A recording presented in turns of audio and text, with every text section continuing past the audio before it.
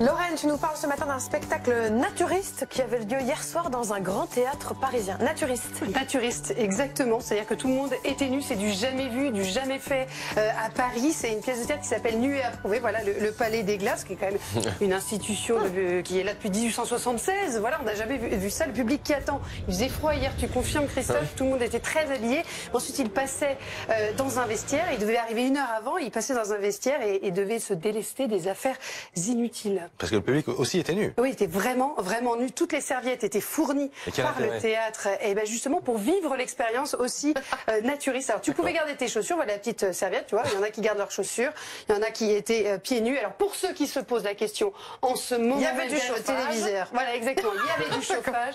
Et évidemment, les sièges du théâtre étaient protégés. L'hygiène était irréprochable. Ça parlait de quoi la pièce? Alors c'est une comédie classique, une histoire d'héritage, un frère et une sœur qui débarquent dans un hôtel naturiste sans vraiment le savoir.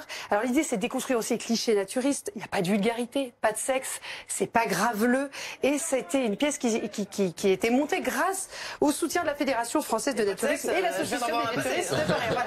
On les voit de loin évidemment, il est tôt, je vais pas montrer des gros plans de comédiens tout nus.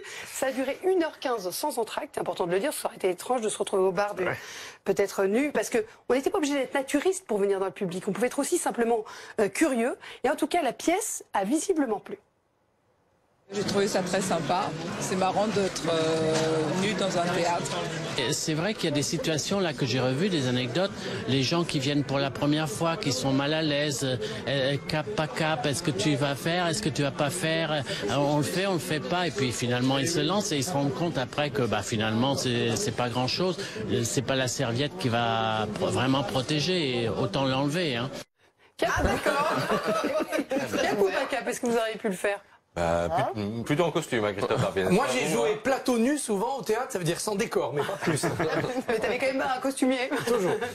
Bon, ça donnera peut-être des idées. C'était pas le premier événement, il y avait au Palais de Tokyo, il y avait eu des visites organisées pour les naturistes l'année dernière, donc peut-être que ça va se multiplier. Il faut savoir qu'il y a quand même 2,5 millions de pratiquants réguliers de naturistes en France.